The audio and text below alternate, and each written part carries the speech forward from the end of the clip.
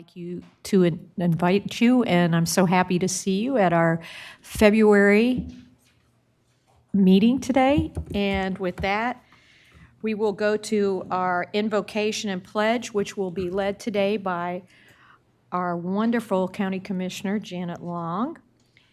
And then we'll have our introductions. So if you'd all like to stand.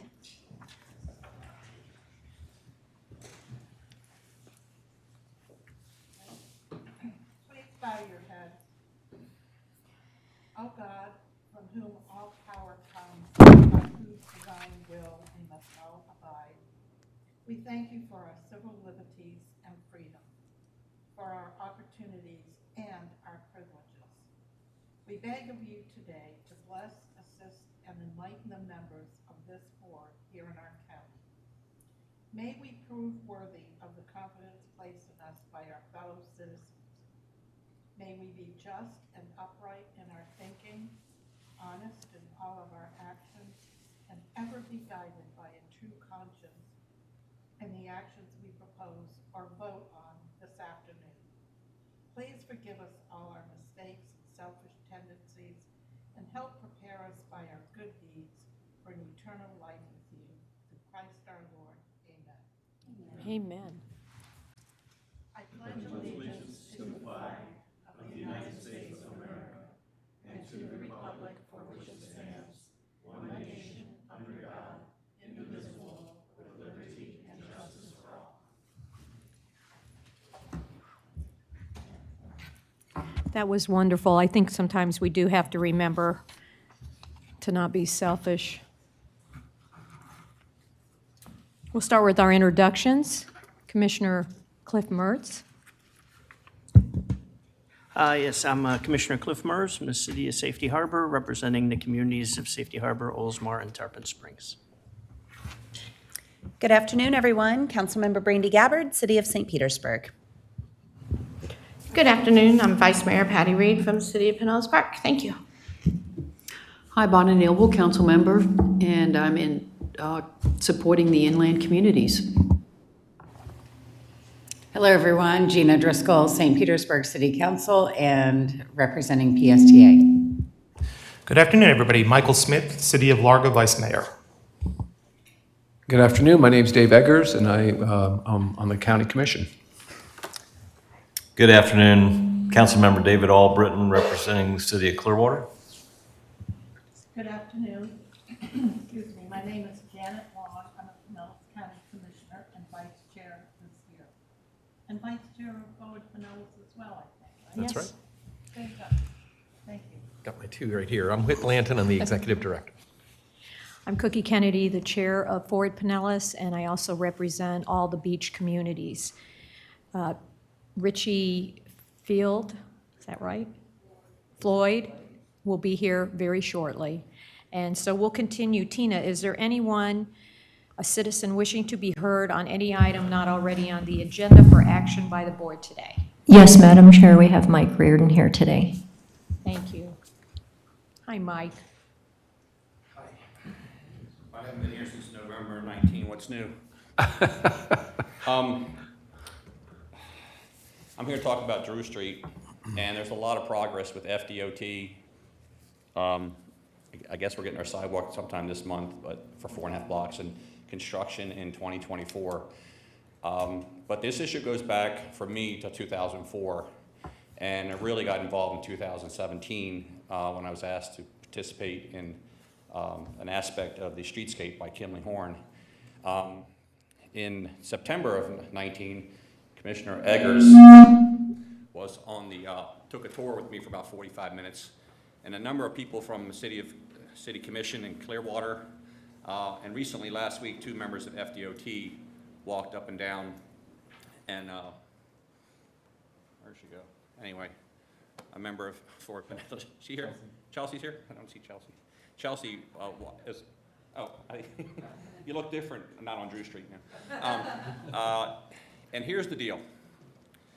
And I don't care about this 85th percentile thing, this statute. This statute should not apply to Drew Street. They're applying a statute, and even if they do a speed study and got Drew down to an average 45 miles an hour, you hit the 85th percentile, you're at 38.25 miles an hour. Drew Street needs to be 30 miles an hour from Jupiter to Myrtle, period, because you're applying a statute based on the road being the proper width, not 9.5, less than 9.5, 10 feet wide. The road isn't wide enough for 40 miles an hour. I looked through the green book. The sidewalks don't meet the requirements for the speed. The neighborhood doesn't meet the requirements for the speed. Nothing meets the requirement for the speed. The only way to slow cars down is hit them in the pocketbook. Multiple members of Clearwater City Commission have asked for this road to be slowed down. Members of this board have asked, and the county commission have asked for this street to be slowed down. Slow the street down. What you're telling me is if nothing was being done to Drew Street, this speed would stay 40 miles an hour because they're not doing reconfiguration. The statute should only apply to roads that meet the minimum requirements for the speed it's currently at. And this road has not for over 40 or 50 freaking years. Drop it to 30 miles an hour. Multiple people will be doing it between 30 and 40. I just saw a sign, tickets start at $2.56 per speeding ticket. When you get a ticket doing 50 miles an hour and 30, many people, not all, will slow the hell down. There is no reason to apply this statute to this section. I'm talking 1.8 miles. Slow the damn road down. They're gonna do another speed study. Speed study won't do it. The citizens of Clearwater, commissioners on this board, commissioners of the county, and members of the Clearwater City Council have been asking for this road to be slowed down for decades. And it's been verbalized from this board continuously since 2019 when Commissioner Eggers politely called it, what did you call it? Really bad or something. Subpar. You called it subpar. Well, I would use a different word than subpar. I want this road slowed down regardless of the construction starting in 2024. And we're talking about 1.8 freaking miles. How many streets in Clearwater have had ABC Action News stand out there doing live broadcasts? One time when an accident happened in front of the camera by the laundry, what do you call it? Place to take your shirt. I don't go there very much. Cleaners. Thank you. I'll be looking for some action. Thank you. I like this room better than the other one. Thank you. Thank you. Tina, are there any other citizens to be heard today? No, Madam Chair, there are not. Next, we'll go to agenda item, consent agenda. Do any of the board members wish to pull any items from the consent agenda today? Tina, if there are any members of the public who wish to speak on the consent agenda? No, Madam Chair, there are not. Move approval of the consent. Is there a second? Did you get that, Tina? If the second was Smith, yes. Yes, it was. Would you please take the roll? Madam Chair, this does not require a roll call vote. Okay, all in favor? Aye. Any opposed? Thank you. We'll go to public hearing items from the MPO. This would be item 5A. It is a proposed modification to the FY 2021-22, FY 2025-26 Transportation Improvement Program, which will be presented by Alex from Ford Pinellas. Hi. Hi. Alexis. Good afternoon, everyone. Thank you, Madam Chair. My name is Alexis Mpoac. I'm for Pinellas staff. Thank you. I'll be presenting on the recommended TIP modification to reflect the changes to the UPWP. So why does the TIP need to be modified? As you all know, we receive our federal and state grant funds through FDOT, through the UPWP. During last month's meeting of the board, you all voted to modify the UPWP. And the currently adopted TIP must be modified to reflect these changes in funding. So what changes in funding have occurred? As were approved last month, there was a reduction in FTA 5305 funds for fiscal year 22. after the federal government released the official dollar amount. There was also a 20% soft match for these funds from the Florida Department of Transportation, and a 10% local match is no longer needed because of this soft match. So the net impact on the Ford Pinellas budget is a reduction in available transit planning funds by $145,000 for fiscal year 22. So I'll break that down really quick. So this is the tip table before these modifications. So we're looking at the MPO transit planning section. And previous estimations for fiscal year 22 showed $485K from the federal government and a 10% hard match from FDOT and 10% hard match from local funds. Now these were just estimations. After the modification, based on the UPWP changes, we see a reduction of $24,000 from the federal government. And that soft match is then reflected. We do not have that cash available anymore, so $120,000 is reduced from the state and local funds. So the soft match is coming from a toll credit from the state. Basically, this is a reward of sorts that the state government can match, soft match funds to the federal government instead of giving cash, and they can use these toll credits instead. And are there any questions? I'll just clarify a little bit. That was a really good explanation. Toll credits are a really strange thing. It's a reflection of local contribution expressed through the public paying tolls on our toll system. So the federal government acknowledges that that is a valid local contribution, and that's why they can soft match that. Any questions from the board for Alexis? Thank you. Thank you. Mayor Kennedy, I feel like I am compelled to also point out that that $145,000 reduction in our budget is kind of hard to take. So it is something that does affect our ability to get some things done. In our budget process next month, you'll start to see us developing our FY23 budget. And in that budget, we had a commitment last year from the county administration to continue that 10% local match to help our financial position given this loss. And we expect that that will continue from the county commission. We hope it will. But you'll see that next month. It doesn't fully offset the $145,000 loss, but it does help. And so we appreciate the county's partnership on that. Very good. Tina, is there anyone in the public who would like to speak on this item? No, Madam Chair, there is not. Then we'll close the public hearing, and I am looking for a motion. Move approval. Is there a second? And this is a roll call vote. Who made the second, please? Commissioner Long. Thank you. Councilmember Driscoll, how do you vote? Yes. Vice Mayor Smith? Yes. Commissioner Eggers? Yes. Councilmember Albritton? Aye. Commissioner Long? Yes. Commissioner Mers? Yes.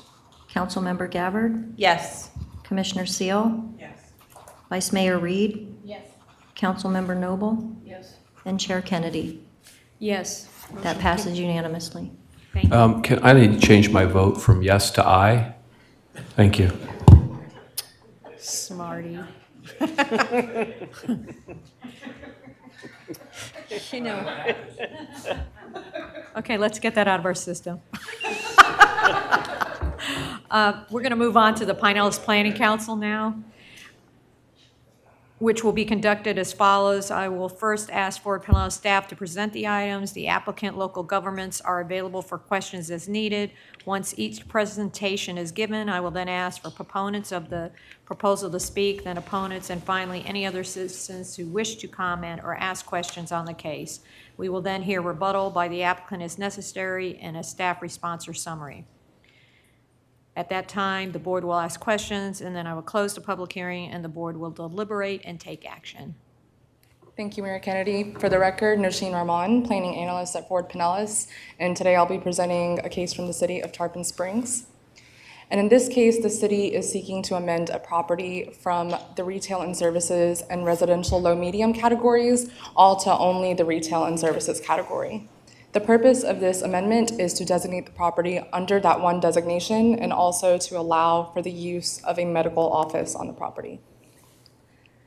The amendment area is located at 1954 South Pinellas Avenue, specifically on the southwest corner of Highland Avenue and South Pinellas Avenue, which is also Alt 19. It is approximately 0.39 acres in size, and currently on the property there is a vacant building which was formerly used as a real estate office that has now closed down, and surrounding uses include other low-intensity retail commercial uses, residential uses, and also the Pinellas Trail on the other side of Alt 19. To provide some context for the subject property, it was annexed into the city in 2021, and under the unincorporated Pinellas County land use designation, it existed under two split categories, and the city is requesting to designate this as one category to be more consistent with their comprehensive planning and also consistent with the surrounding neighborhood characteristics. The following is an image of the front of the subject property where you can see the existing office on the property. Next, an image of the south of the subject property, giving you a glimpse of some of those low-intensity retail commercial uses. And lastly, an image of the north of the subject property, showing similar uses along Alt 19. The map in front of you shows the current countywide plan map categories of residential, low, medium, and retail and services. And as you can see, that split designation that was adopted through the annexation from unincorporated Pinellas County. And also on the slide are the permitted uses and density and intensity standards for this category. Similarly, the uses and standards for the retail and services category. And as mentioned, the purpose of this amendment is to designate the entire property under one single category, which is retail and services, and you can see that on the map in front of you as well. Now, as you're aware, one of the considerations we take into account is whether the amendment area is in the coastal high hazard area or CHHA, and the vast majority, approximately 98% of the amendment area, is in the CHHA. But it is located on a designated evacuation route, which is South Pinellas Avenue, and is also the site of existing and planned infrastructure and an existing disturbed area, which you saw from the existing building on the property, which will just be adaptively reused for a medical office. And moreover, despite the fact that this entire property is being amended to retail and services, which at the countywide level would increase the allowable residential density, what's happening at the local level is that the corresponding category change is actually resulting in a decrease in allowable density. So at the local level, the local future land use category is going from commercial general to commercial neighborhood, the latter of which has more restrictive residential uses. To conclude, this proposed amendment is appropriate for the intended purpose and is consistent with the locational characteristics for the retail and services category, and it can be concluded that this amendment is consistent with the relevant countywide considerations contained in Section 6531 of the countywide rules. That section is shown here in front of you with those relevant considerations. And lastly, there were no public comments for this case, concluding my presentation. Thank you. Thank you, Nasheen. I also want to mention that I believe Allie Keene is here from Tarpon Springs staff. Okay, in case anyone has any questions. Tina, are there any proponents today wishing to be heard? No, Madam Chair, as I look at the sign-in, there's no proponents, no opponents, and no additional citizens to be heard regarding this case. Thank you. Then I'm going to close the public hearing, and I'm going to ask if there are any questions from the board. Move approval. Second. And we will take a vote. All in favor? Aye. Anyone opposed? Motion carries. We'll move on to, Madam Chair? yes, sir. Just had a question real quick. Yes. You didn't notice a text from Mayor Bujalski. She said she was coming, got a flat tire, and doesn't know that she'll be here in time. So she wanted to make sure, and she has apologized for not making it. Thank you for letting me know that. Yeah, and the second thing is I meant to ask Jensen, really don't need a comment necessarily today, but just in taking a look at Alt 19 going north at Tampa Road and at Curlew. In the rush hour traffic, it is really backed up. I know I've talked to our traffic folks here. So whatever we can do to maybe look at the time frame from 4 to 6, or I call it rush hour getting north, we need some relief there because it's really getting backed up, and I suspect it's going to get worse in the next month. But it's bad even when the snowbirds aren't down. I mean, it's certainly rush hour related. So if you could just take a look at Curlew and Tampa on Alt 19. Thanks, Jensen. Thank you, Madam Chair. Thank you very much, Dave. And I also want to acknowledge that Commissioner Seal is here too today from the County Commission. We'll move now to Agenda Item 6, presentations and/or action items. And first, I'm going to ask for Councilmember Driscoll for your PSTA report. Thank you. The PSTA board met on January 26, 2022. One of the items for discussion was a presentation by CEO Brad Miller regarding waterborne transportation. He gave a presentation on potential ferry investment strategies similar to the presentation that he gave at the December meeting of the Fort Pinellas Waterborne Transportation Committee. The routes included the Cross Bay Ferry, Clearwater to Clearwater Beach, Dunedin and Indian Rocks Beach, plus Madeira Beach. And the board requested that additional information about the proposed services be presented as the conversation evolves, such as detailed budgets, current and projected levels of ridership, and economic and tourism benefits to the destinations along the routes. The PSTA board was also given a summary presentation of the Sunrunner Rising development study, just as Fort Pinellas was given at the last board meeting. PSTA discussed replacing our aging bus fleet with electric vehicles. We are well on our way to accomplishing that. Some of the key concerns regarding the Sunrunner was the connections from neighborhoods into that corridor and the integration of recommendations into a comprehensive and inclusive citywide plan. PSTA is also excited to announce that we have partnered with the City of Clearwater to bring back the free spring break park and ride. That service will begin on March 1st and allow beachgoers to park at several lots in downtown Clearwater and get a free ride to and from the beach. PSTA's next regular board meeting will be held on February 23rd. Thank you.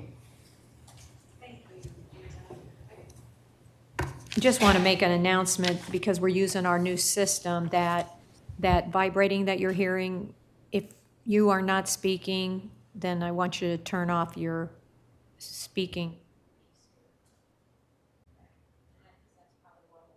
That's doing that. Okay, good. Next, we're going to go to Agenda Item 6B, T-Barter, and I would like Commissioner Long to give you a report. Thank you very much. Well, Commissioner Long doesn't have much to say today about T-Barter because our meeting last month was canceled for lack of quorum. We do have a meeting scheduled though this coming Friday. Commissioner, is your microphone on? I thought they were all on all the time now. Hello? Well, I guess they weren't. Okay, let's see, where was I? So T-Barter was canceled for lack of a quorum. We have a meeting this Friday scheduled, and hopefully we will have a quorum. There are several things that T-Barter was working on. One of them was a study for the CSX rail line, but now we have learned that CSX is not, those lines are no longer for sale. And so it remains to be seen what direction we go in with regard to that. But we are continuing with our BRT, Bus Rapid Transit regional system, which will be a large focus of ours going forward. And I do not have a legislative update about our legislative ask because I'm not on that legislative committee anymore. Or maybe I am, but we haven't had a meeting. We'll have it on Friday. So more to come on that. Thank you, Commissioner That's the Long. end of my report. Thank you. Mayor, if I could. Yes. Thank you for that report. I'd like to just add a little bit of additional information. FDOT is continuing to talk with CSX and keep that line of communication open. And I think they have another meeting planned. I'm not sure how soon, to explore other alternatives other than outright purchase, since they're not willing to sell it. CSX has had 3 different CEOs in the last 6 years since they first floated that idea of selling that, and I think some of their investment back was that they are looking to invest more in freight rail transportation. So, you know, on the one hand, it's a disappointment. On the other hand, maybe we'll get better freight distribution to Pinellas County on the underutilized CSX tracks. The other thing that may be worth mentioning, and I don't think it's premature to say so, is that TBARTA has been studying the urban gondola study. They've been looking at an alignment in St. Petersburg and in Clearwater to Clearwater Beach. And they were informed as recently as maybe yesterday or day before by Mayor Welch that that is not a priority of his administration at this time. So they are going to complete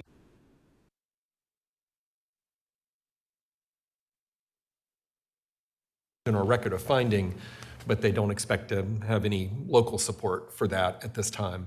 So they're pivoting to look more at the Clearwater to Clearwater Beach market. And I think that's a good opportunity for further discussion with the city of Clearwater. Thank you, Whit. We'll go on to item 6C, which is Advantage Pinellas Investment Corridor Transition Plan for Alternate US 19, and Christina will be presenting today.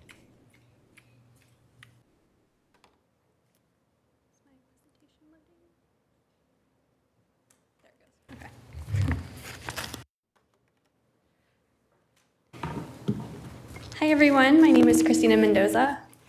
It's a little echoey. Principal Planner with Forward Pinellas for the record. Today I'm going to provide you with a brief overview of the scope and goals for the Advantage Pinellas Investment Corridor Transition Plan for Alternate US 19, also known as State Road 595. So as many of you may be aware, Forward Pinellas has worked with our partners to establish the Advantage Pinellas framework, which includes our 2045 Long-Range Transportation Plan, our Active Transportation Plan, the Countywide Housing Compact, and the PSTA Fiscal Year 2021 to 2030 Transit Development Plan. And together, these efforts really create a vision that recognizes the unique context of our county and guides future development and needed transportation investments accordingly. It recognizes the need to connect people to jobs and housing that's affordable. And this framework is meant to strengthen existing communities while preparing them for change. It establishes a countywide commitment to shared actions and outcomes that increase linkages to jobs and housing through safe and efficient transportation options. So I'm sure some of you are very familiar with our investment corridor strategy that's outlined in our Advantage Pinellas framework. But for context, Forward Pinellas worked with our partner agencies to identify the locations best suited for reinvestment, linking jobs and housing opportunities in the county. This analysis looked at population, employment, workforce development, and affordable workforce housing. Locations were scored based on these factors, and then Forward Pinellas identified the best routes to connect these areas via transit service in the county. Through Advantage Pinellas, Forward Pinellas has created the investment corridor strategy, where these priority investment corridors identified in the countywide plan will be prioritized for redevelopment linking jobs and housing. And the linkage of jobs and housing through the incorporation of quality transportation options is emphasized through the countywide housing compact, as well as PSTA's most recent TDP. This approach to transportation investments and future growth will serve to protect our established neighborhoods and enhance areas best suited for additional growth and redevelopment. An alternate US 19 is identified as one of our priority investment corridors. So there were 3 priority investment corridors that we were analyzed as part of this project: Roosevelt East Bay, alternate US 19, and US 19. And to identify which corridor to examine first, we looked at zero-car households, population, employment, housing, and redevelopment potential and equity as part of an analysis, and we scored accordingly, and alternate 19 was selected. We've already met with a few of the stakeholder jurisdictions to talk about the project, such as Pinellas County and Largo, and both jurisdictions were very interested in the project, as well as they're interested because it'll align with some of their planning efforts that they have going on, such as the Clearwater-Largo Road Community Redevelopment District expansion. And the county has also expressed interest in looking at stormwater infrastructure along the corridor. So this is really an opportunity to engage the jurisdictions in a shared strategy where we can collectively look at these elements with a focus on redevelopment.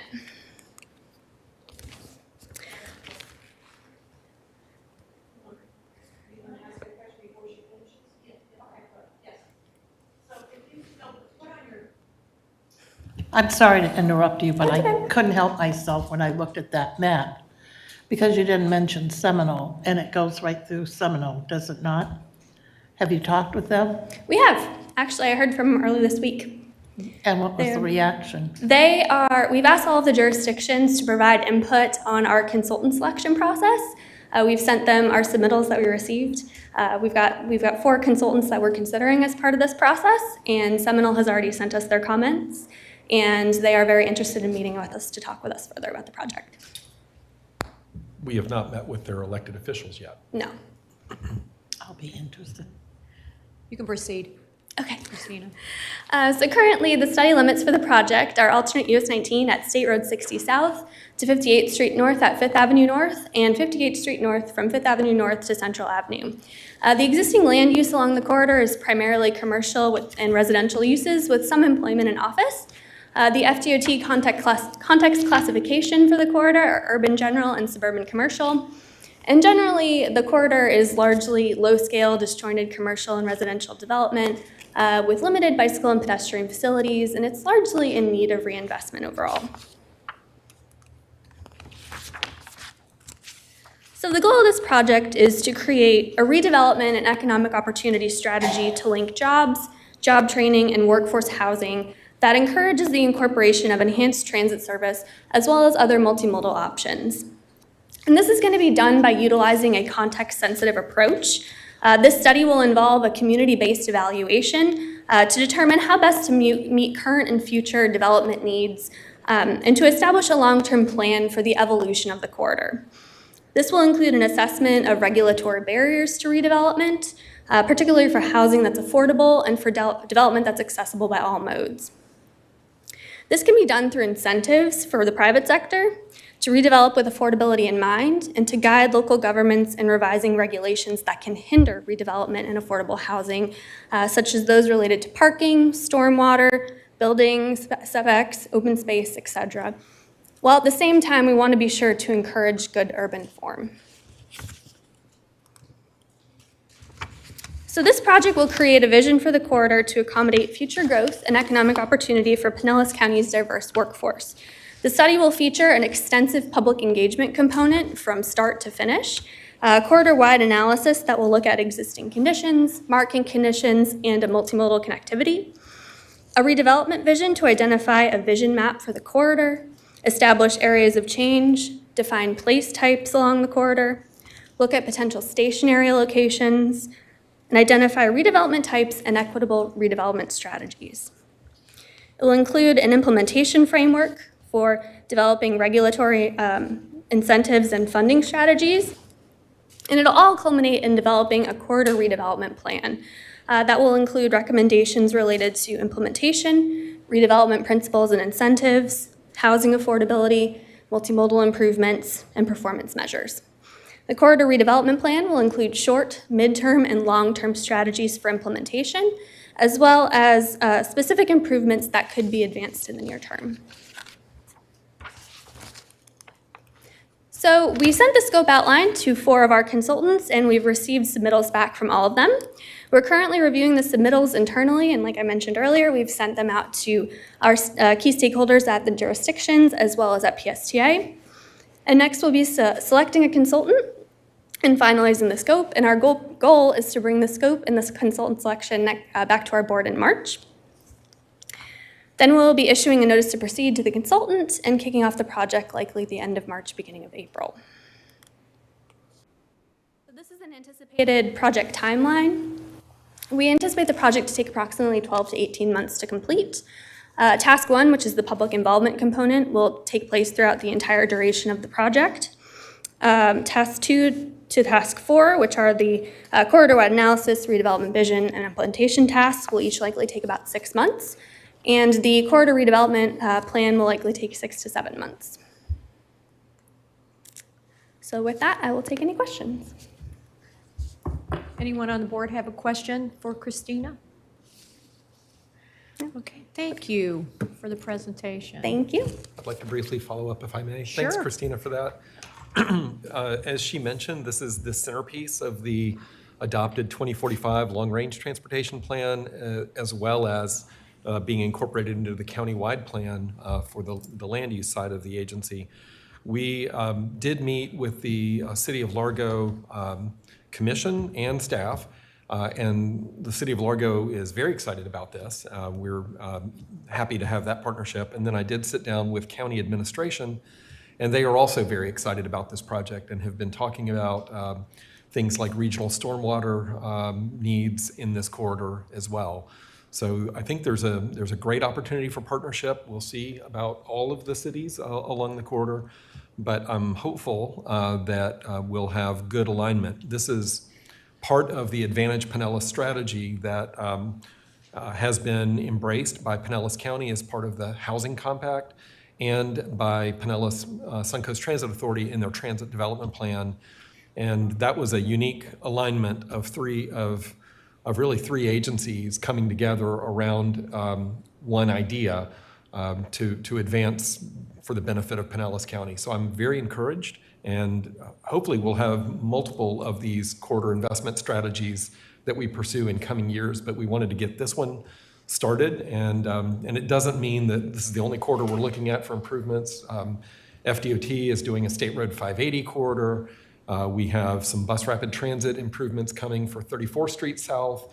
And then, as you know, T-BARTA is looking at the US 19 North corridor for regional rapid transit. So there's a lot of good things happening, but this is really more, in my mind, a redevelopment strategy than a transportation strategy, but that's also a key piece to it. Thank you, Whit. There is not any action item on this, so we will move to item 6D, safety, performance measures and targets. This is an action item, and Alexis will be presenting. Thank you for coming back up. Yes. And I Thank just you. wanted to say hi to Councilmember Richie Floyd. Thanks, I'm glad you're here. Okay, thank you, Madam Chair. I'm Alexis Bobeck. I'm a planner with Ford Pinellas. So I'll be presenting on the safety performance measures and targets. So every year, as part of the Highway Safety Improvement Program, locally at the MPO level, we are required to set performance measures for safety, and there are 5 that we look at every year. And we receive this data from FHWA, and this year we received data from 2020, and they are 5-year rolling averages. So this data is from 2016 to 2020 averaged. And we look at total number of fatalities, total number of serious injuries, number of non-motorized fatalities and serious injuries, as well as fatality rate and serious injury rate. So FDOT declared their measures to be 0 for fiscal year 2022. However, for Pinellas, in the past, we have not adopted the 0. We set our own targets, and FHWA recommends that we set achievable targets in the next few years, so we use a formula to calculate these. And these targets were set, I believe, 2 years ago, and they've remained the same since then. So this table here, and it might be a little bit confusing just looking at it, but we're looking at the percent change from last year's 5-year rolling average to this year, and then we're looking at the percent change from 6 years ago, 2010 to 2014, to this year. So for annual fatalities, we're seeing an increase over time for both serious injuries, we're seeing a decrease. And that also applies to the rates. So fatality rates are going up and serious injury rates are going down. And I'll break those down a little bit more here in a second. So I have a table for for each, can everyone hear me still? I have a table for each measure. So here is the average annual fatalities, which is a total number. And this is over a span of 6 or 7 years here. And that red line is the target that was set in 2020, so 97.4. And you can see the trend line above that, which is where we are currently. So there was a 0.9% increase in average annual fatalities from last year's data to this year. And we still have not reached that target yet. So here we're looking at number of serious injuries. Again, this trend line is going down, so we are getting closer to reaching that 2020 target.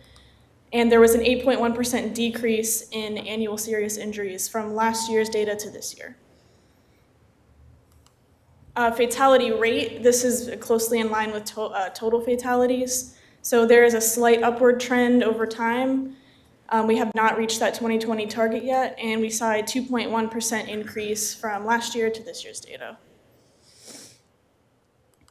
Serious injury rate, again, in line with the total number of serious injuries, we're seeing a decrease over time. There was a 7.3% decrease from last year to this year, and we're getting closer to that 2020 target. Finally, we have the ped bike serious injuries and fatalities. This one, we're hovering close to that performance measure there, the target, and there seems to be a slight decrease over time, so we're looking at a 3.8% decrease from last year's to this year's data. So in context a little bit, our numbers are here in the green, and this is our crash fatality rate for 2020. On the left, you can see the entire US crash fatality rate, the Southeast region, and Florida. So we're kind of in line, with the region and the entire US. On the right, you can see other MPOs of similar sizes, and they're where they are. So other urban areas, we're pretty close to them. Orlando performed much better than us, and Pasco County, like other rural and suburban areas, tend to perform higher on the fatalities. For serious injury rate, again, on the left you can see where Florida stands, where we stand in the green, and to the right are similar sized counties. Again, those rural, suburban areas tend to perform worse. So as this is an action item, we're looking to retain those targets that were set in 2020 and 2021, as we haven't met them yet. We want to restate the long-term goal of 0 fatalities on the transportation network. This will be reflected in our policy decisions, long-range transportation plan. We want to continue monitoring performance going forward. So this is a summary table of where we stand to those targets, and then the changes from last year to this year are indicated with the arrows to the right. And does anyone have any questions? There's a lot of data at once. I'd like to follow up if I may, real quick. But if you have a question, go ahead. Michael, okay. Anyone on the board have a question for Christina? Why retain it? I get we haven't, but why not try to a little bit better? Move it around a little bit to see if we could do better. Whit, maybe you want to go ahead with that. That's a great question. Well, we haven't had success achieving that 20% reduction thus far. So if we set it lower, are we just setting ourselves up for further failure? Again, I think we need legislative help on this. I think we need strong action. You heard Mike Reardon earlier. I think we need strong action from our local governments to address some of this issue. I think we need more enforcement. We need a lot of things to work on. So I'm wary of setting this even higher. And as Alexis mentioned, FDOT has set a target of 0. We've set a vision of 0, which is 2045, and a target of a 20% reduction, which we think is a reasonable and achievable outcome. Unfortunately, not everything is moving in the right direction. Some things are. So I think it would just set ourselves up for failure if we set a more aggressive target without real firm backing from everybody else about how we're going to get there. So to your comments, how are we going to change that? So we last month you approved a speed management pilot program where we are going to start looking at ways to better manage the speed that the speeding that occurs on many of our roadways, particularly in off-peak times. So that's one step. We, in our legislative committee earlier, talked about a bill that's moving through the Senate that would allow for speed cameras to issue tickets for people who speed in school zones. That's another component. And then our responsibility is to program projects in our transportation improvement program that help us achieve these outcomes. And we've done that. So you had a presentation, I want to say, I can't remember when, but last year about the frontage roads on US 19, where a lot of our fatalities and high injury network is occurring. And DOT is coming up with a design that would make those frontage roads safer. We heard from the board pretty clearly that you didn't want to see lanes eliminated, but there are other things we can do on those frontage roads to make them safer. We have the State Road 580 corridor study going on right now that is focusing on safety. Drew Street with funding in place for 24, Curlew and Alt 19, another high crash location on our high injury network, funding in 23. So we're moving as fast as the funds let us move. And one thing that we have heard is that the Pinellas County Sheriff's Department has not been as eager to step up for what is it called? Chelsea, help me out. For the high visibility law enforcement.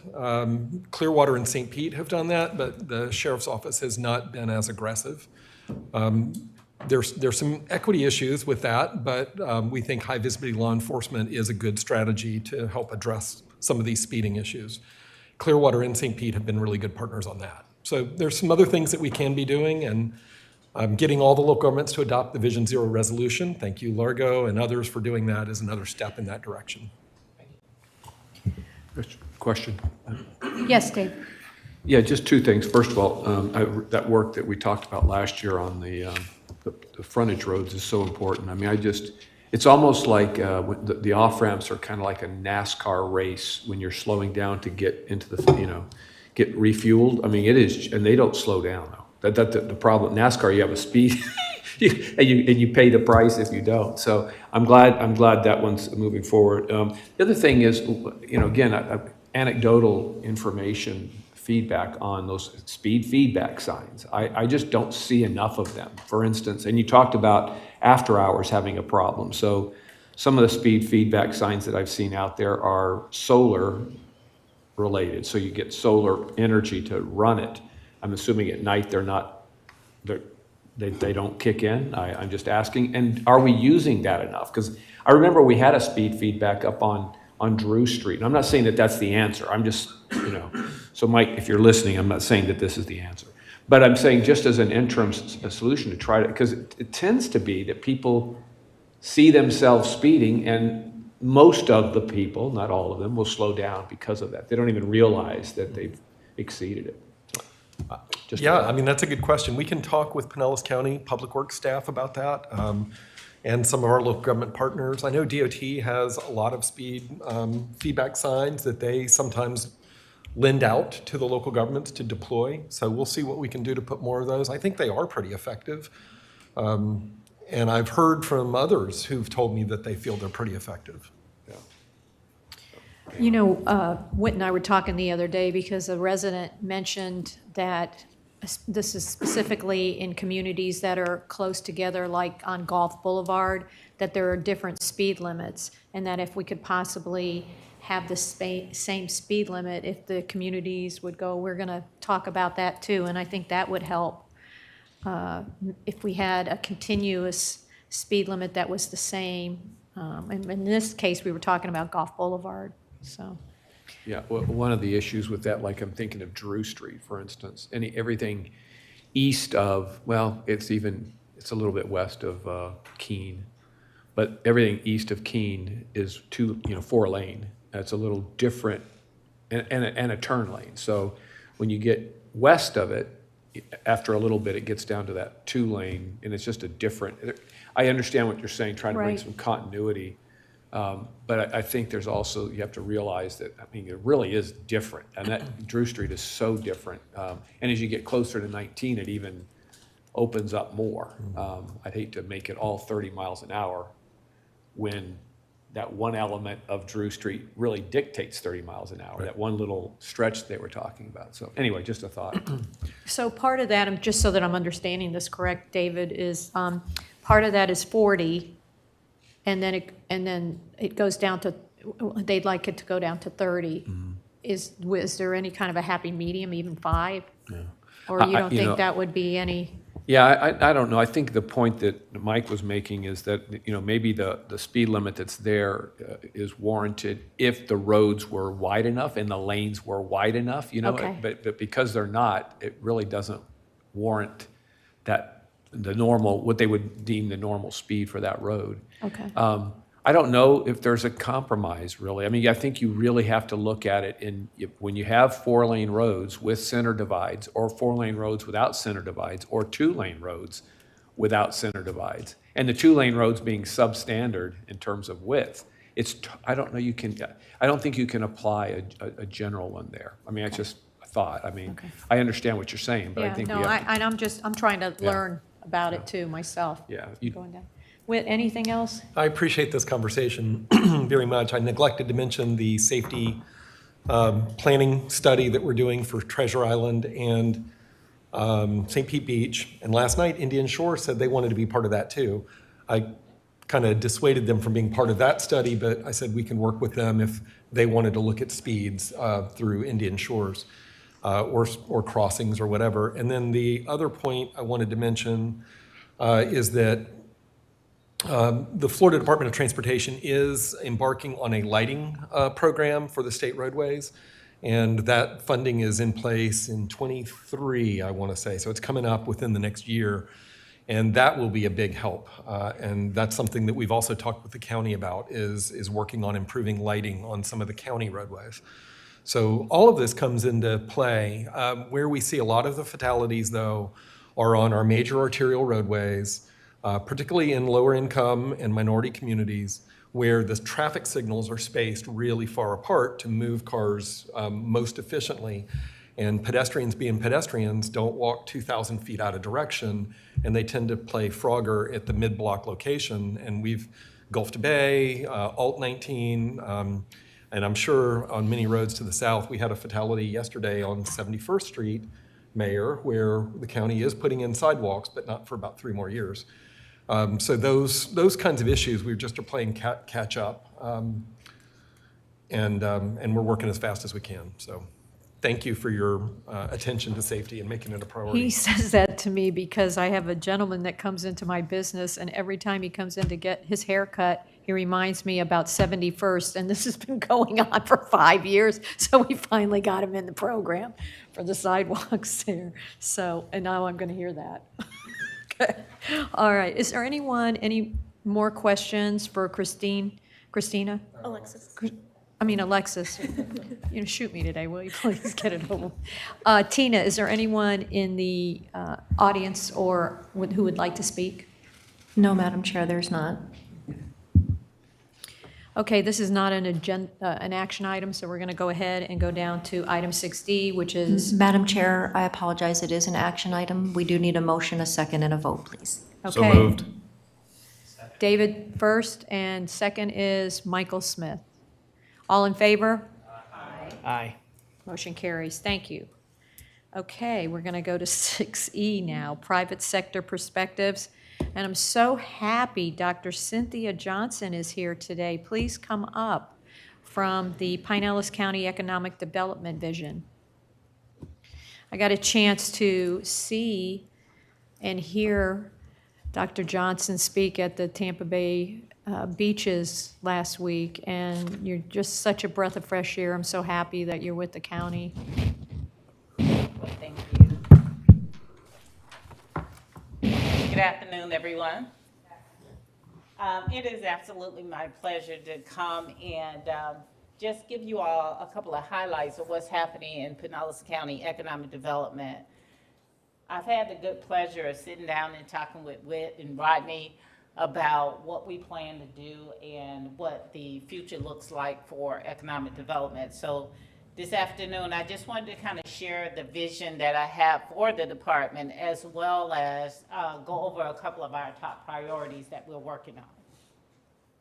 And so our vision for Pinellas County economic development is to create a resilient community that is inclusive, diverse, and accessible to all of our citizens.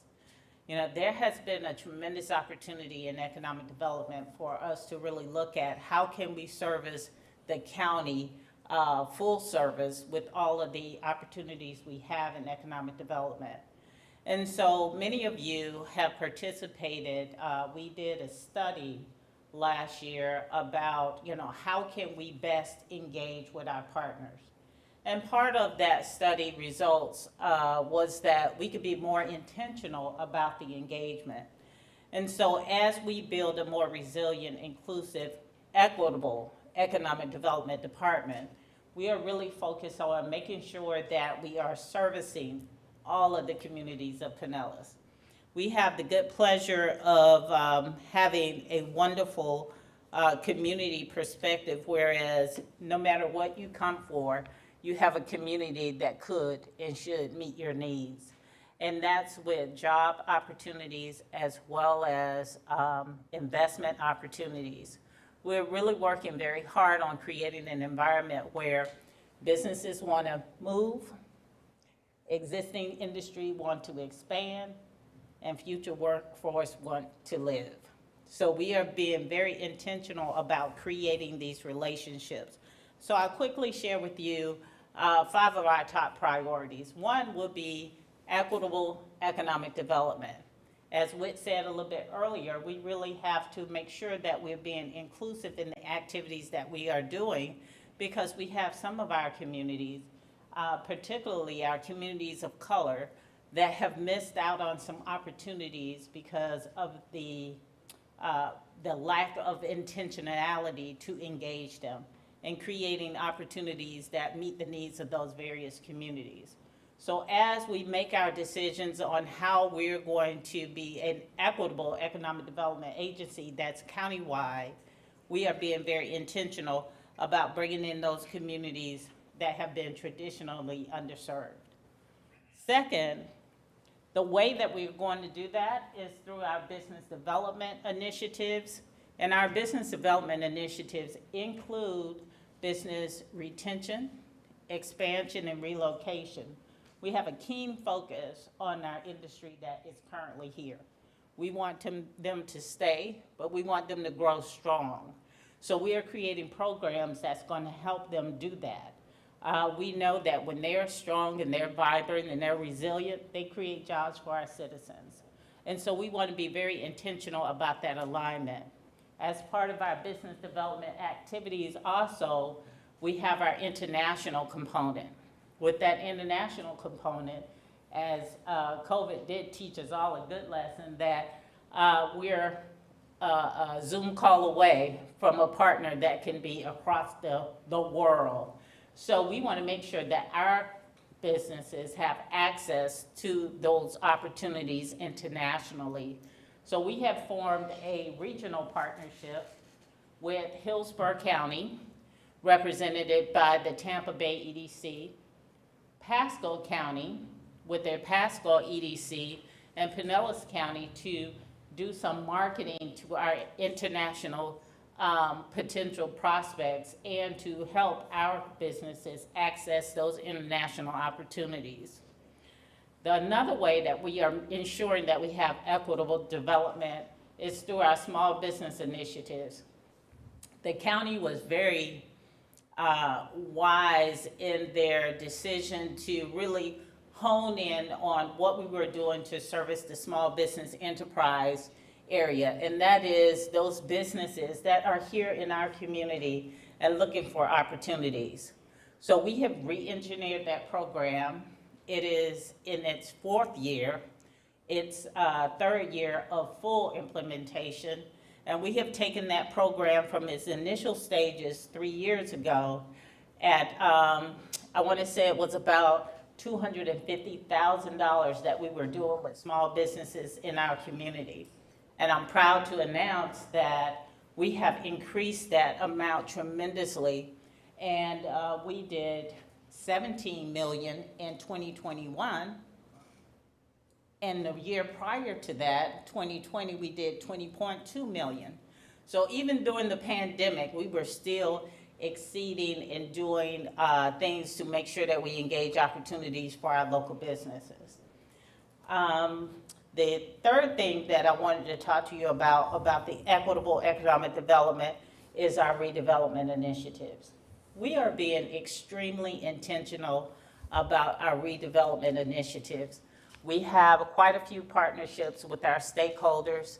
We are currently working with Forward Pinellas on the TIL study and some other community conversations to address the issues that some of our communities have about how do they redevelop the area in a very intentional fashion where we are creating job opportunities that are sustainable.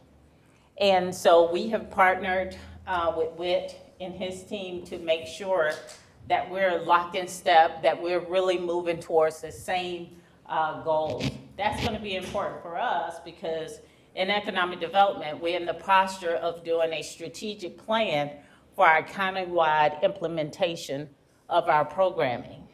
And as we do that, I have spent my last few months, and Whit would know he was on my circuit ride, but I've spent my last few months meeting with every city partner, every chamber partner. I'm in the process with meeting with all of our major headquarter CEOs to talk about what the needs are. How can we best serve them as a community? And then I'm taking that information and it's helping us really craft how we are doing economic development for the county. One of the things we're being extremely intentional about is that we look at all the communities of Pinellas. It's not about one community over another community, but we may have 24 municipalities, but we have more to offer when we look at our collective communities to include our unincorporated areas. So my team and I, we have this new mantra in the office. We're one team with one voice for one Pinellas. You know, I'm like, hey, we're one Pinellas. And remember that we're one Pinellas. We're here to service all of our residents. So as we move forward with our partnership with Forward Pinellas and our other stakeholders, we are going with the posture of being one Pinellas. And in doing that, one thing I wanted to really hone in on is our employment sites program. It is very important that we be intentional about the redevelopment efforts that occur throughout the county. And because we are very postured nicely to be a redeveloped community, because of our lack of new land space to use, we have to be intentional about the use of the dollars that we have for redevelopment. And so we'll be doing a couple of things. Right now, we are doing a land study for our STAR Center. I like to call the STAR Center 96 acres of opportunity. So that's my 96 acres of opportunity.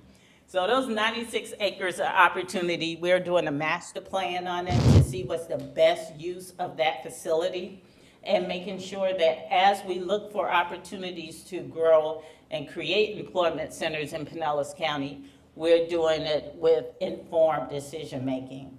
And then lastly, I'll talk about the stakeholder collaborations. We don't do anything that we do in economic development in a vacuum. It is very important to me that we have not only relevant relationships with our stakeholders, but meaningful relationships with our stakeholders. I'm not very good at having meetings for the sake of meetings. I like to have some intended outcomes and not just a whole lot of output. So you'll see that my team and I are spending a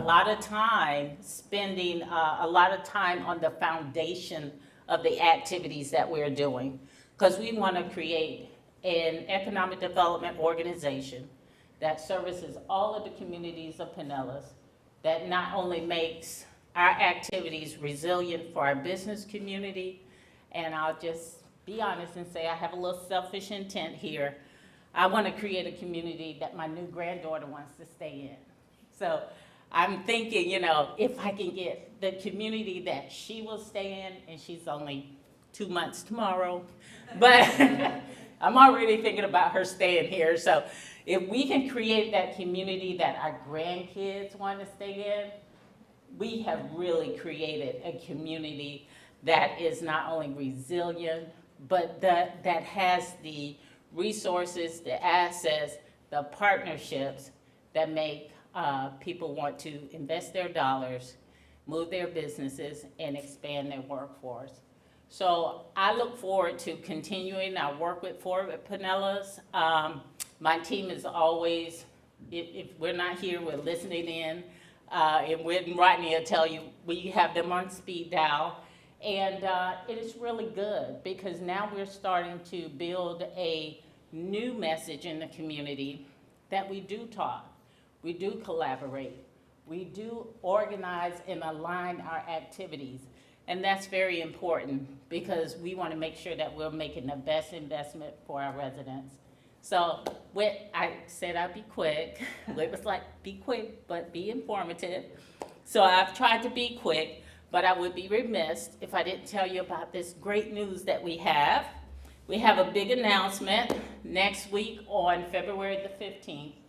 Pinellas County Board of County Commissioners and the City of St. Petersburg, the Tampa Bay Innovation Center, and our new corporate partners, ARC Invest, will be doing the groundbreaking for our new 45,000 square foot incubator that the county will be building. It is an exciting time, and it is just not the building, but what the building is going to bring to the innovation district. I truly believe that Pinellas County is the innovation hub of the U.S. And St. Pete is the epicenter. There are a lot of things going on in that community that really supports what's happening with our business community. But we all know that all of our citizens don't live in St. Pete. So that's why it's so important that we have the communities of Pinellas be at the forefront of all of our municipal conversations. We have to look at for the total of countywide opportunities, and more importantly, what's good for Pinellas is good for the Tampa Bay region. What's good for the region is good for the state. And I like to say that we are at the center of all of that great activity. So thank you for your time, and do you want me to answer questions, or we're good? Thank you. And thank you for your presentation. And I'm sorry I wasn't sitting here for the entire thing, but I was listening. So this is a great synergy towards a question that I've been asking several people all week long. And in an effort to help you move your vision forward, I'm very curious because you talked about the municipal involvement. And I've had several discussions over the last 10 days with a particular developer who is trying desperately and has been working on for 3 years now, bringing a new and innovative and futuristic community like you just spoke about for your grandchild. That really rang my bell because I feel the same way about my great-grandchild. And that's the 22nd Street I don't know what the name of it is, mixed place, whatever. I mean, what on earth is the hang-up? It's those kind of things that keep progress from moving forward when it takes that long to bring a really good effort to our community from someone who's willing to put his company and his dollars behind it. I don't get that. And everyone I've talked to up to today has said, oh, it's a great property. It's going to be fabulous. Except there's a big roadblock. And as far as I've been able to determine, it's that conversation we keep on spinning the wheel here about industrial land versus another kind of mixed use. And where are we going with that? Are we ever going to get that settled? Well, Commissioner, I will just say that our office is in discussions with Joe and his team, and we probably are meeting on a regular basis. But I can tell you, as a result of the first time that I had the great pleasure of meeting him, he was extremely appreciative and excited that we were willing to help facilitate the process to bring the right people to the table. That has been some of the issue. And so we've been working with Rodney and and the city of St. Petersburg on this issue. And I think that oftentimes when we don't have the right people at the table, we get misinformation. So I think that we are definitely working on that. And I think that we're at a place where we're getting more tangible outcomes that are really moving him in the direction that he's looking to go.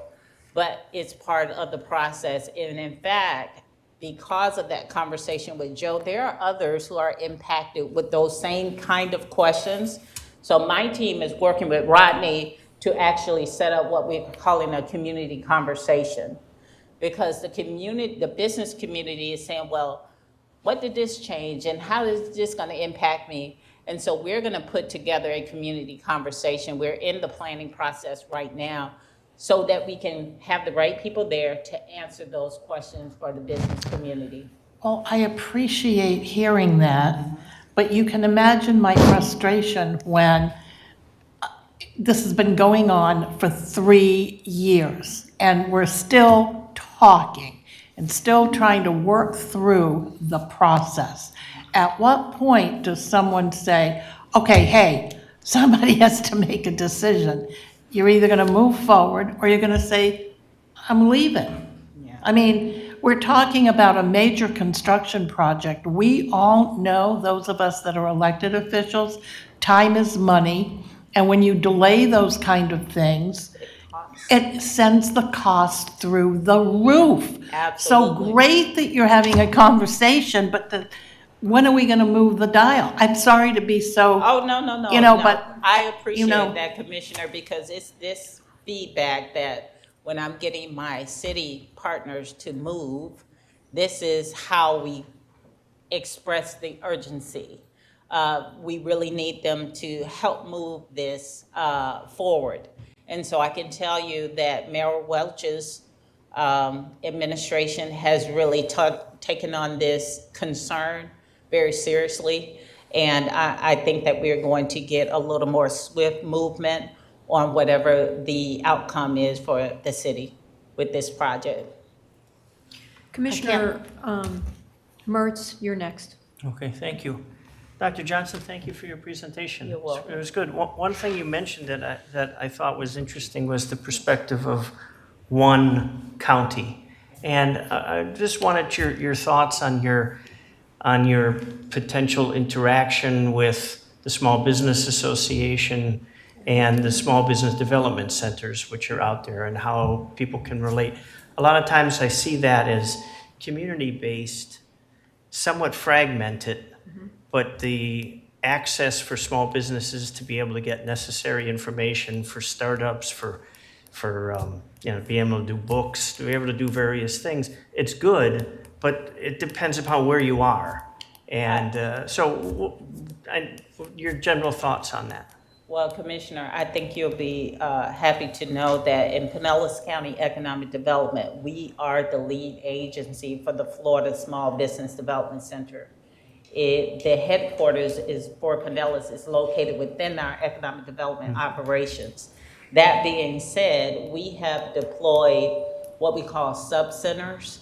So I have my consultants going out throughout the county with our chamber partners. They are located in 8 different chambers, different days of the week, to try to meet the businesses where they are, as part of trying to make sure that we're being intentional about making access available. And I'll tell you that just last year, I did have my SBDC results, but just last year with our small business initiatives, we did over $18 million in county contracts. And that's outside of the Small Business Enterprise Program. This is through access for small business opportunities.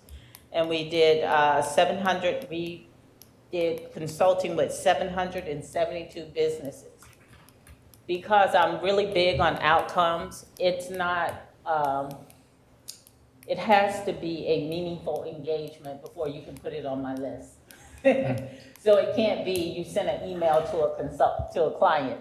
It has to be you had spent over an hour giving relevant information that brings value to that customer.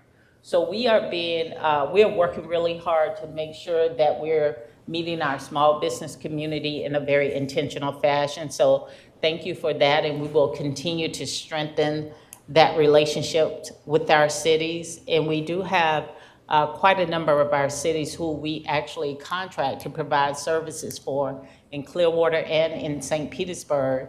Even though they have the greenhouse in St. Pete, it is Pinellas County that provides the services. So we are working very diligently to touch our small business community. Well, thank you for that. And I like the interactions with the chambers. Oh, yeah. That makes a lot of sense. I can also see potential interactions with some of the more proactive libraries within those organizations as well. Palm Harbor, Gene is our partner. Yes, I know. So Gene in Palm Harbor is one of our library partners. Very because that's their community spot to go to, is the library. Right. So yeah. Thank you. Councilmember Gabbard and then Gina Driscoll. Okay. Thank you, Chair. So thank you so much for coming today. It's so good to see you. So I just wanted to speak to, our one-on-one meeting that you took your very busy time to have with me. I can attest you are very intentional in all of your conversations, and I really just respected, the dialogue that we had, and just this idea to Commissioner Long's point of, how do we kind of be more future visioning as it pertains to our industrial lands, and how do we meet the balance of the need between growing jobs, which is critically important, but also bringing services and housing to the workforce who will support those jobs. And to the point of Joe First Project on 22nd, that is an ideal developer who has that sort of concept in mind and who has experience in other areas. I had the opportunity to go down to Miami and actually see what he's done there in an area that was industrial, very depleted, really needed a lot of upbringing. And to see what he's done and realize that that is with intention for what the community needs, not just what a developer needs. When we start to work with developers like that, we send a signal to all developers that we are ready to do that work. So I love that you are moving forward and you're trying to help us as a city make sure that we are putting a little bit more swift action behind that, because I would not disagree that we have stalled for way too long and it's time to move that forward and send that message. So I just wanted to thank you for that. You're very welcome. Thank you for the partnership. Good to see you. You too. Councilmember Driscoll. Thank you, and thank you so much for being here today and giving us this great update. I will be following up as the chair of St. Petersburg City Council to see if we can get a council meeting on your calendar to provide an update for our city as well at a later date. I wanted to thank Commissioner Long, excuse me, for her comments regarding the 22 IMIX project. It's something that, I echo the frustration about how long that has taken. This is someone who has brought forward an idea, a concept, and a plan that truly makes sense for our city. And Mr. First has taken the time to really engage the community first and get people on board, listen to concerns, answer them, respond to them. I wish every developer was like him. It is so easy to communicate with him, and he understands what to do in order to create something transformative like what he's working on. So I wish that we could have rewarded that with a little bit swifter action. What we're looking at there is part of that being land that's zoned industrial. by a very antiquated definition. So what we're asking for, what the city of St. Petersburg is asking for, the people who are advocating for this project, is for us to modernize our zoning to meet the definition of industry today. If you go to the Warehouse Arts District, which is where that project will be located, and I say will because we are going to make it happen. The industry that you see there isn't the old dirty manufacturing industry of days gone by. In St. Petersburg today, what that means is Mark Ailing's MGA Sculpture Studio, where they are creating giant sculptures that are commissioned from people around the country. They are making things in that district, and part of this project is to create more spaces for more of those makers to be able to set up shop, do their work, use their talent, and truly have a business here in our city. We need your help. We need to get this done. So much time has gone by that people think that the project's been canceled. That's so sad, considering how much energy this man put into getting people excited about the project. We've responded to that by dragging our feet and walking through mud just for some, like, it's a zoning change. It's modernizing our definitions and modernizing our zoning. So thank you for hearing that. Thank you for committing to forward movement on that. We stand with you. We want to work with you. I look forward to hearing what happens next with that. You know, and just like with that, we're trying to, in St. Petersburg, we're trying to modernize our residential zoning as well to meet our needs of today. So if we can move forward with that at the same time that we're looking at things like industrial zone land, we can really create a blueprint for the future in St. Petersburg that's going to help us manage our growth and truly set us up to thrive economically, you know, for many years to come. So if we can really move forward on parallel paths with those two, I think we've got a real recipe for success. And I thank you for being on the team for that. Thank you. Thank you, Madam Chair. Madam, Yes.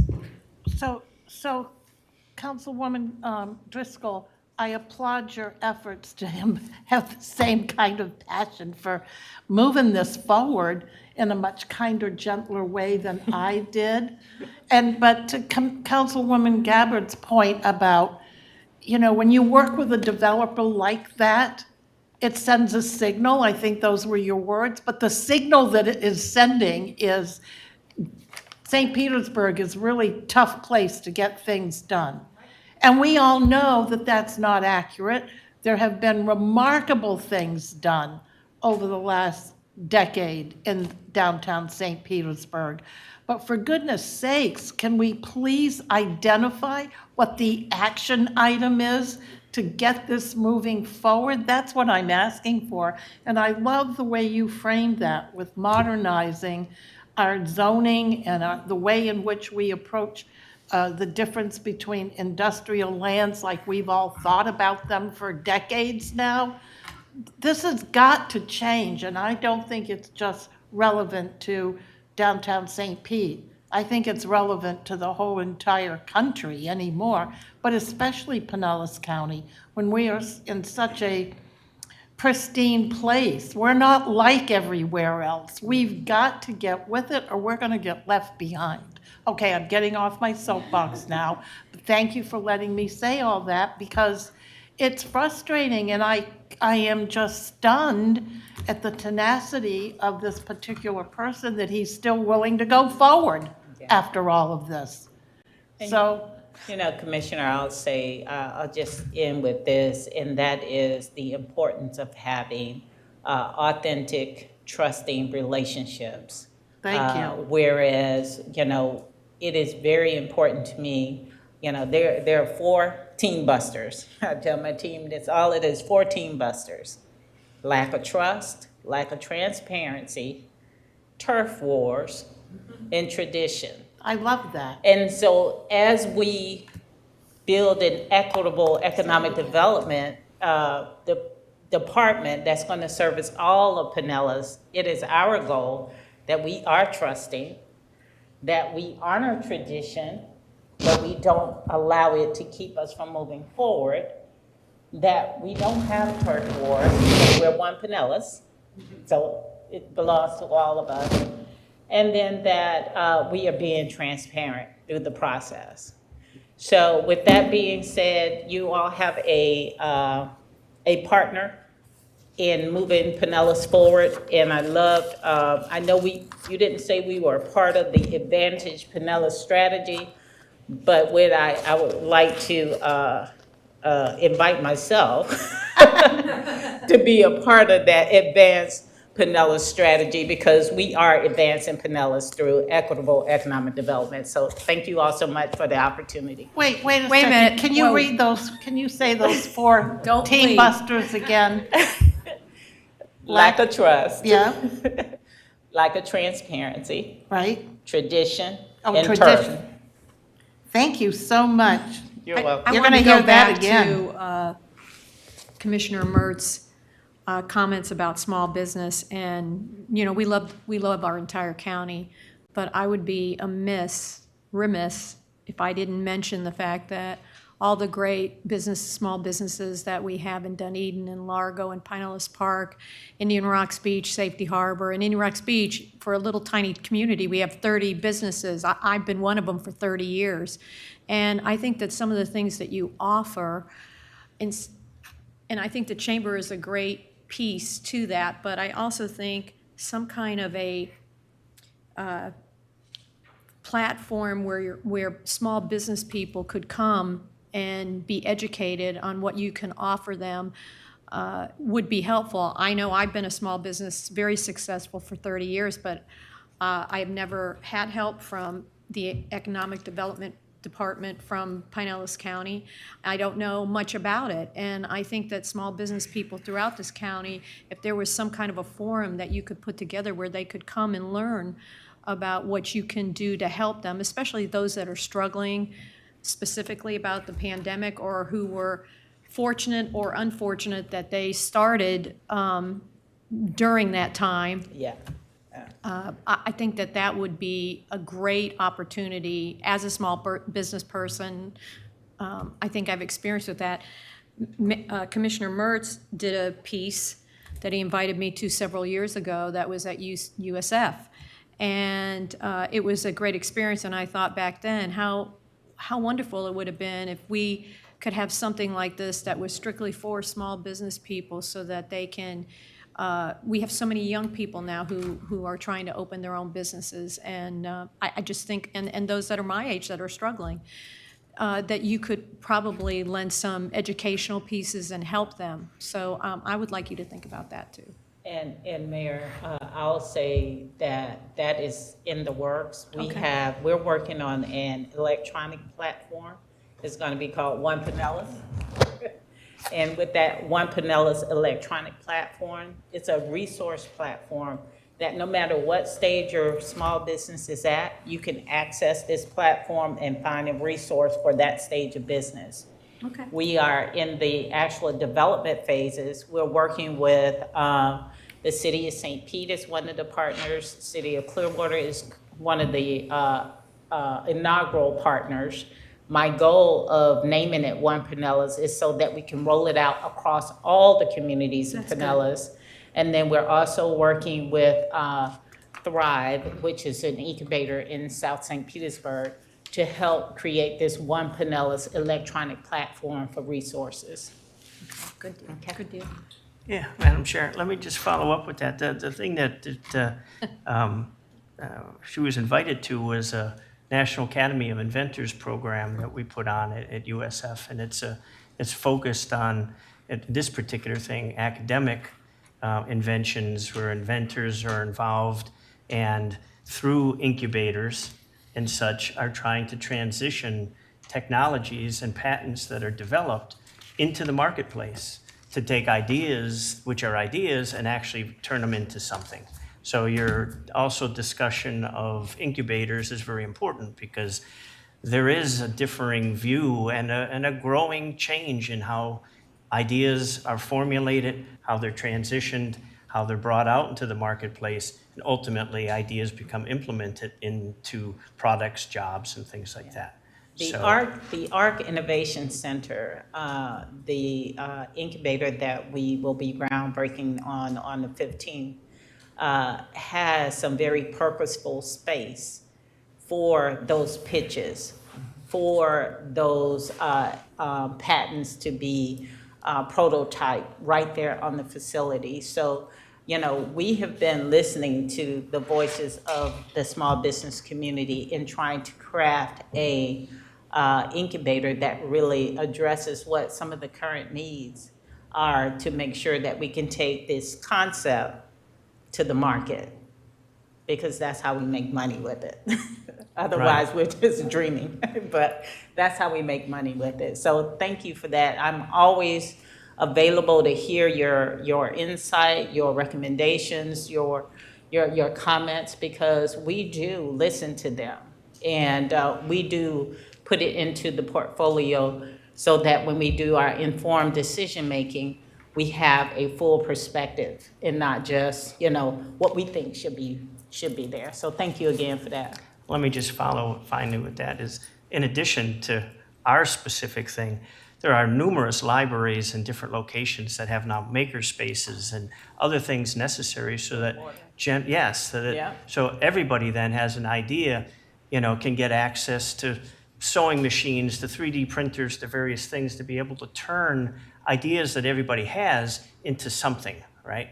And then maybe that idea then moves into the next phase. So there's a lot of phases to your job where you have access and influence in, and it's exciting to hear that you have the willingness and the insight into wanting to move into those directions too. Thank you.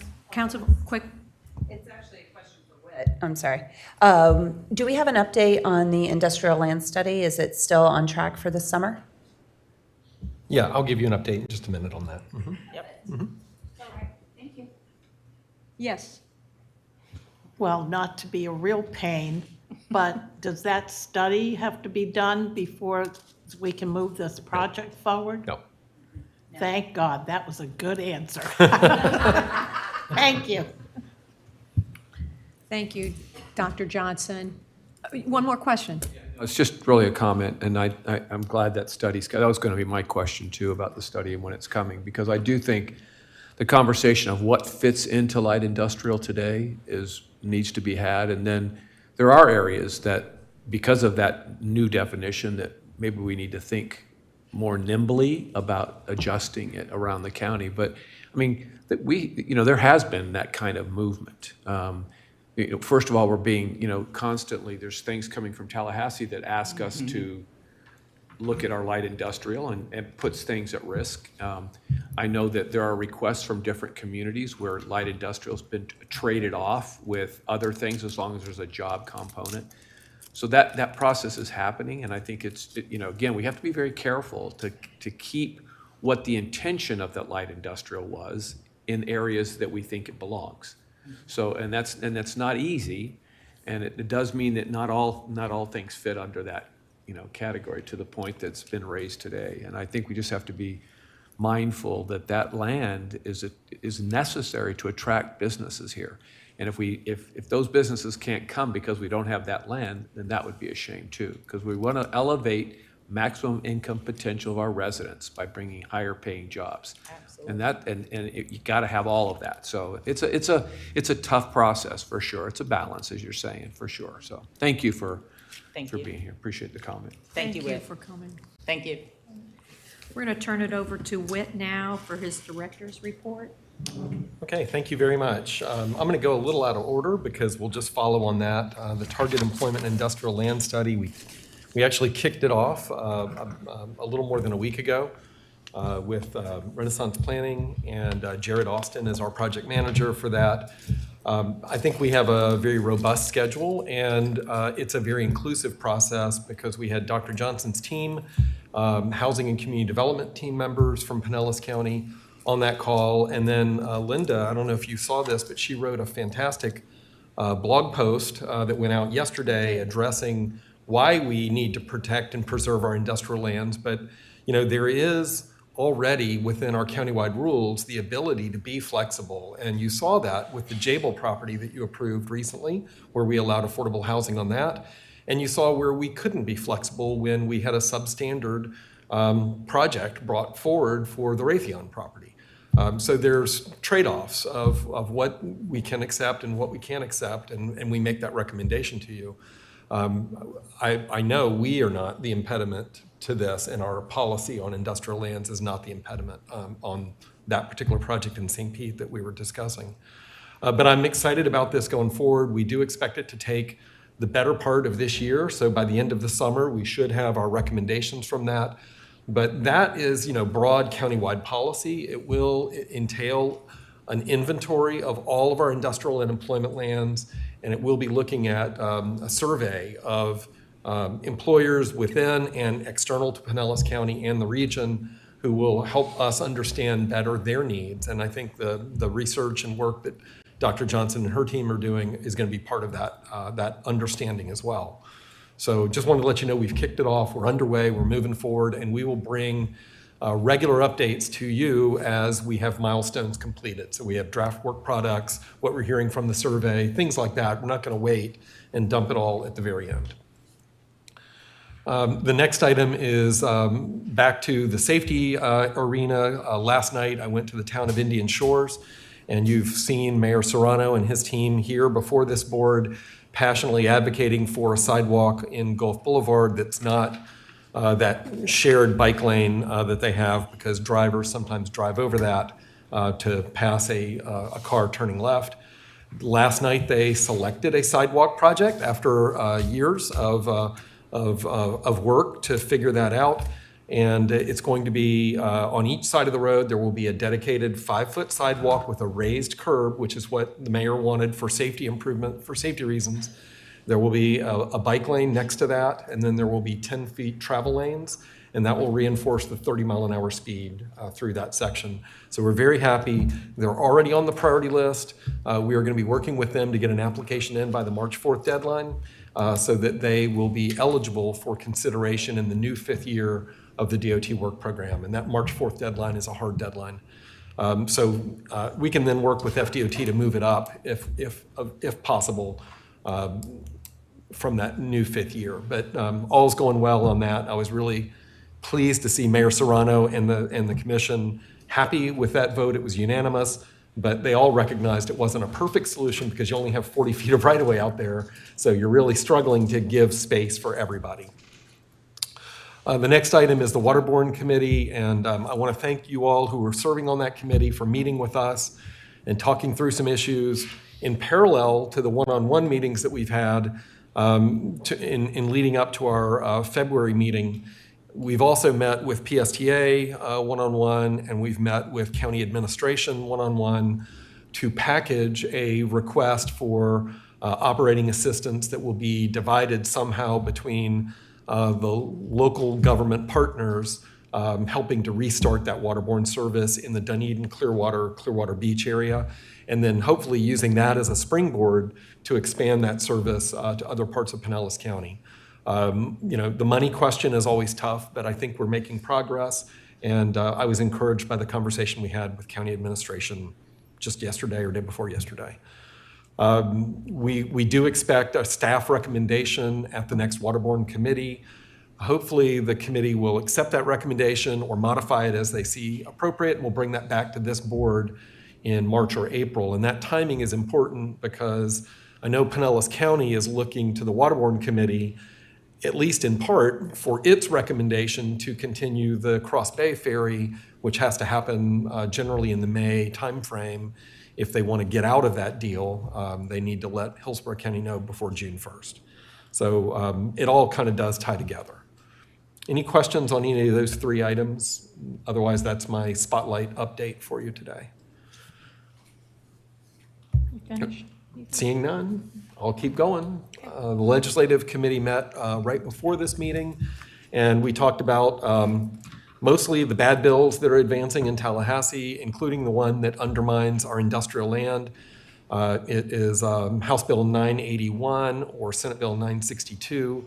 They are rapidly advancing, and Linda's blog post dealt a little bit with that. Essentially, what this would do is enable market rate residential and mixed-use development to compete with affordable housing in our industrial lands, notwithstanding any county requirements to the contrary.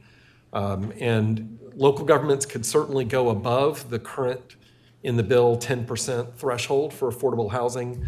But we would like to see our home rule respected, so that we can make those decisions that are appropriate for our context of a community.